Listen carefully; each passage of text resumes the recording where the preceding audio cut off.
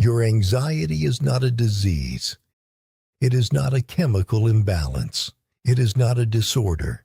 It is not something that went wrong in your brain that needs to be corrected. It is the feeling of being free. And a Danish philosopher who died in 1855, who was ignored for most of his life, who published his greatest works under fake names, who never left his home city, said this more precisely and more devastatingly than anyone before or since. His name was Søren Kierkegaard, and the idea he left behind, written in 1844, explains everything you have ever felt but could not name. Kierkegaard was born in Copenhagen in 1813. His father was a wealthy merchant who believed the family was cursed by God. 5 of his 7 children died before him. Søren grew up under the weight of this. He studied theology. He fell in love with a woman named Regine Olsen. He got engaged to her, and then, for reasons he never fully explained, he broke it off. He spent the rest of his life writing, alone, in Copenhagen, under pseudonyms. He died at 42, and in the years between the broken engagement and the death, he produced some of the most important philosophical writing in human history, including one book, published in 1844, that contains a single sentence so precise it stops you cold. Anxiety is the dizziness of freedom. 4 words, the dizziness of freedom. To understand what he meant, you need to understand how Kierkegaard defined anxiety, because the way he defined it is completely different from how we talk about it today.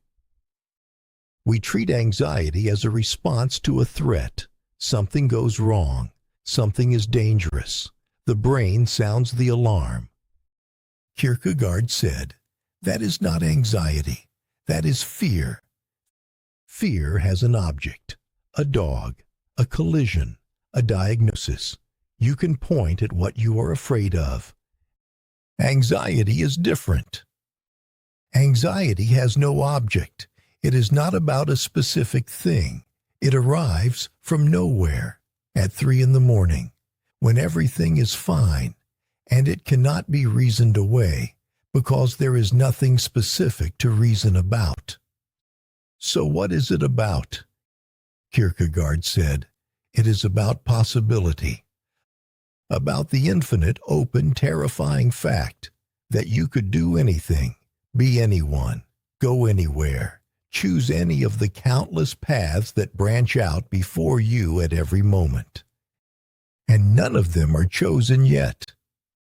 He described it with an image that you will never forget. Imagine a man standing at the edge of a cliff. He is afraid of falling. That is fear, rational, specific, directed at a real danger. But there is something else. He is also aware, somewhere beneath the fear, that he could jump.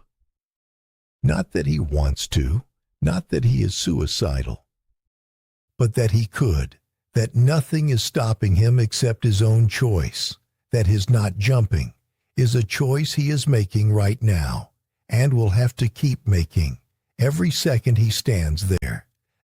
That awareness, that vertigo of your own freedom, that is anxiety. It is not the fear of the fall. It is the dizziness of standing at the edge of your own possibility. And Kierkegaard says, this is not a malfunction.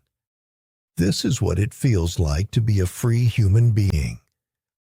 The more genuinely free you are, the more possibilities stretch out before you, the more anxiety you will feel. This is why children feel less anxiety than adults, not because life is simpler, because their sense of possibility, their awareness of what they could choose, has not fully opened yet.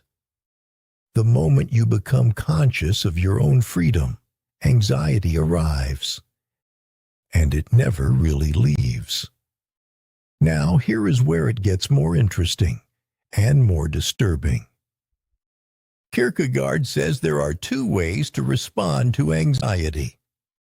The first is to run from it, to narrow your life until the possibilities shrink, to make every decision a habit, to fill every silence with noise, to never sit with the open question of what you could become, because the openness is too dizzying. This is what he called despair. Not sadness, not depression in the clinical sense. Despair, in Kierkegaard's framework, is the condition of a person who has refused to become themselves, who has traded the dizziness of their own possibility for the false security of a smaller life. He wrote, "There is not one single living human being who does not secretly harbor an unrest, an inner strife, an anxiety about an unknown something, or an anxiety about himself. No one escapes it. The question is only what you do with it." The second response, the one Kierkegaard believed was the only honest one, was to go through it. Not to eliminate the anxiety, not to medicate it into silence, not to distract yourself past it, but to let it do what it is trying to do. To let it show you exactly what is at stake, exactly what freedom you actually have, exactly what choice is in front of you right now. He wrote, "Learning to know anxiety is an adventure which every person must face, if they would not go to perdition, either by never having known anxiety, or by sinking under it." Two ways to be destroyed by anxiety. Never knowing it, which means never confronting your own freedom, living a life of pure habit and avoidance, never choosing anything, never becoming anyone, or sinking under it, being paralyzed by the dizziness, unable to act because the possibilities are too vast. The only path is through.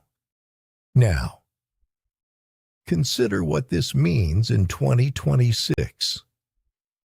You live in the most anxiety-producing environment in human history.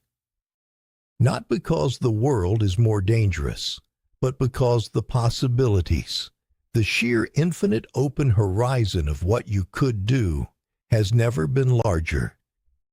Every career path is available, every lifestyle, every identity, every version of yourself.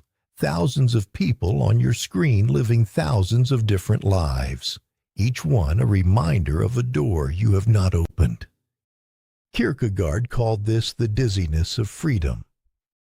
We call it anxiety disorder. We medicate it, we manage it, we build apps to reduce it, we optimize our morning routines to minimize it.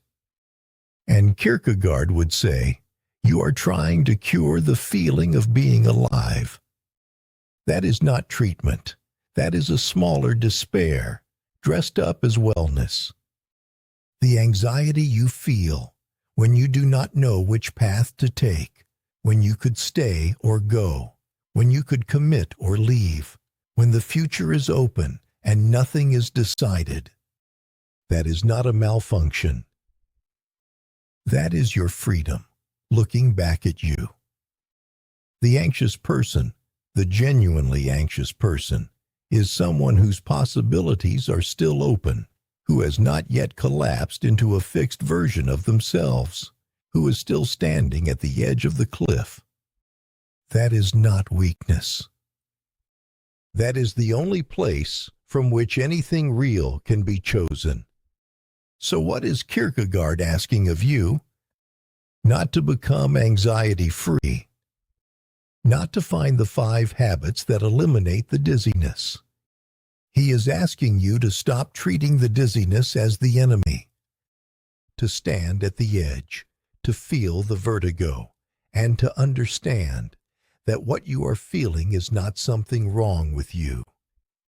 It is the sensation of being genuinely free, of having a life that is not yet decided, of being, in this exact moment, someone who could still choose.